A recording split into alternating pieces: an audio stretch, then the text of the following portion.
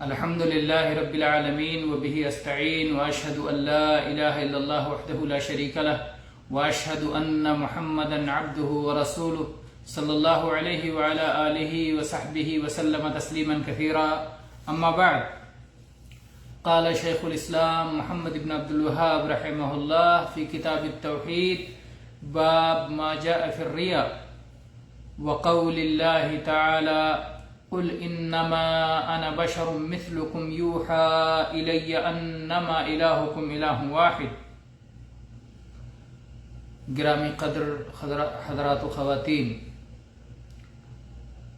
اللہ کے فضل و کرم سے کتاب التوحید کے دروس کا سلسلہ جاری ہے، جس میں آج ہم نے یہ باب آپ کے سامنے پڑھا ہے، جس میں ریا و نمود کے سلسلے میں شیخ نے بیان کیا ہے. اور ظاہر ہے کہ چونکہ ریاکاری بھی توحید میں خلل انداز ہوتی ہے، اور جس عمل میں ریاکاری پائی جائے وہ عمل برباد ہو جاتا ہے، اللہ تعالیٰ اسے قبول نہیں فرماتا. اس لیے کتاب التوحید میں اس کا بھی ذکر ضروری تھا، اہم تھا. اس لیے شیخ الاسلام نے اس کا بھی باب قائم کیا اور اسے ذکر فرمایا.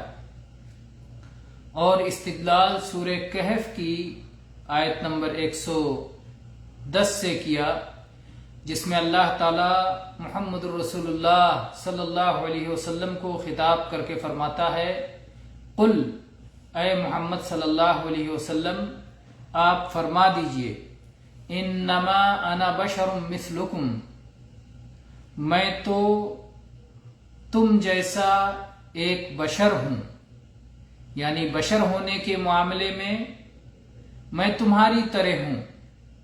میں رب نہیں ہوں، میں معبود نہیں ہوں، میں فرشتہ نہیں ہوں، بلکہ جس طرح تم اللہ کی مخلوق ہو، آدم کی اولاد ہو، بشر ہو، انسان ہو، ویسے بشریت کے معاملے میں تمہاری طرح ہوں. مجھے ربوبیت اور الوہیت میں سے کوئی حصہ حاصل نہیں ہے، میسر نہیں ہے.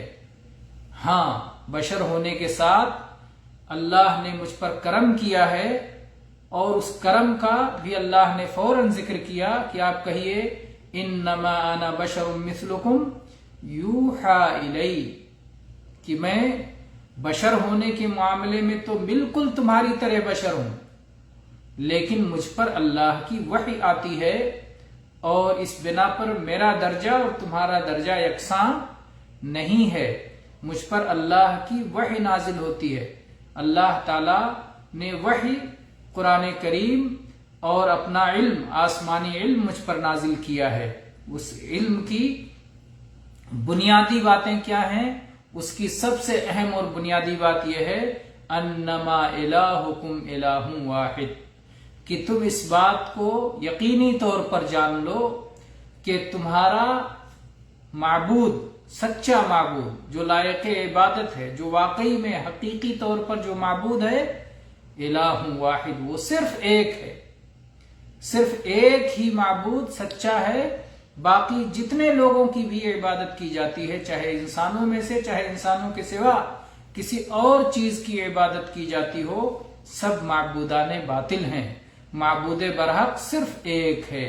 تو یہ اس وحی کا بنیادی حصہ ہے، اس کی اساس ہے.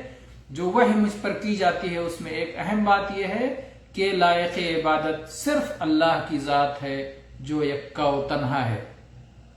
فمن کان یرجو لقاء ربہ فلیعمل عملا صالحا ولا یشرک بعبادت ربہ احدا. تو جو شخص اپنے رب سے ملاقات پر یقین رکھتا ہے، آخرت پر ایمان رکھتا ہے، تو وہ نیک عمل کرے، عمل صالح کرے. نیک عمل، کوئی عمل نیک کب ہوتا ہے؟ کوئی عمل نیک جب ہوتا ہے جب خالص اللہ تعالی کے لیے کیا جائے، اس میں ریاکاری نہ ہو، اور وہ اللہ تعالیٰ کی بھیجی ہوئی نازل کی ہوئی شریعت کے مطابق ہو۔ تو جو شخص اللہ سے ملاقات پر یقین رکھتا ہے تو وہ خالص اللہ کے لیے اور اللہ کی شریعت کے مطابق عمل کرے۔ وَلَا يُشْرِكْ بِعِبَادَةِ رَبِّهِ أَحَدًا، اور اپنے رب کی عبادت میں کسی کو کچھ بھی شریک نہ کرے، کسی کو کچھ بھی شریک نہ کرے، یعنی دکھاوا تک نہ کرے کہ کسی اور سے تعریف چاہتا ہو، کسی اور کی خوشنودی چاہتا ہو، نہیں، صرف اللہ کی رضا چاہے، اللہ کی خوشنودی چاہے، اللہ کے حکم کی تعمیل میں کرے، ریاکاری نہ کرے۔ تو بہرحال ریاکاری چونکہ انسان کی عبادت میں خلل انداز ہوتی ہے، اس کی توحید میں کمی پیدا کرتی ہے، اور ظاہر بات ہے اس کی تقسیمات آپ جانتے ہیں کہ اگر مکمل ریا ہے، شروع سے آخر تک اللہ پر ایمان ہی نہیں ہے، آدمی اللہ پر ایمان بھی لاتا ہے صرف دکھلانے کے لیے، تو وہ تو شرک اکبر ہے، یعنی نفاق ہے، وہ آدمی مسلمان ہے لوگوں کو دکھانے کے لیے لیکن دل میں اسلام نہیں ہے، تو وہ ریاکاری اگر ہو تو وہ تو شرک اکبر ہے۔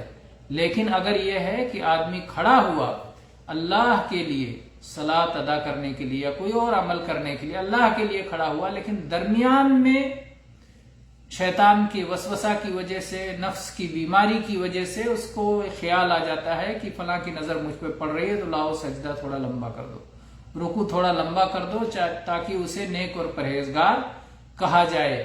تو یہ جو دوسرے کی تعریف پانے کے لیے ہلکی سی ریاکاری عمل کے درمیان آ جاتی ہے، وہ عمل کو برباد کر دیتی ہے، تو اس عمل کو نقصان پہنچاتی ہے اور توحید میں کمی کا یہ ایک ذریعہ ہے۔ تو اس میں چونکہ آیت عام ہے، اس میں تمام شرک کی ساری صورتیں داخل ہیں، ریاکاری بھی داخل ہے۔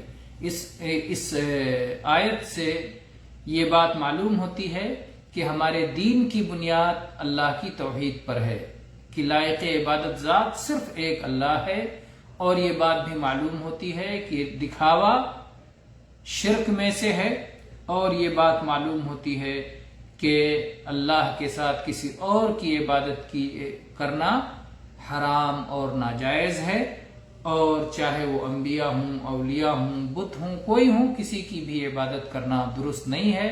اللہ کے ساتھ صرف ایک اللہ کی عبادت ہونی چاہیے، یہی اللہ کو مطلوب ہے۔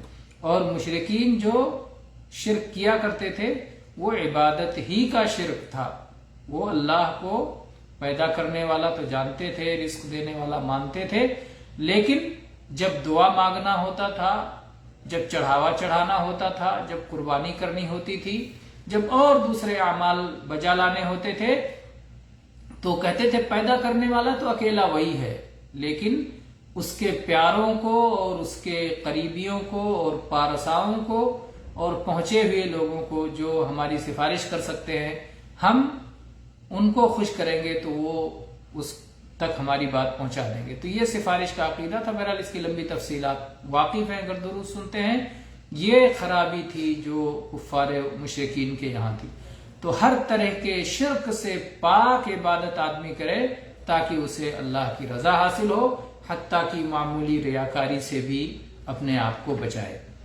ھذا وآخر دعوانا الحمد للہ رب العالمین وصلی اللہ علی نبینا وسلم۔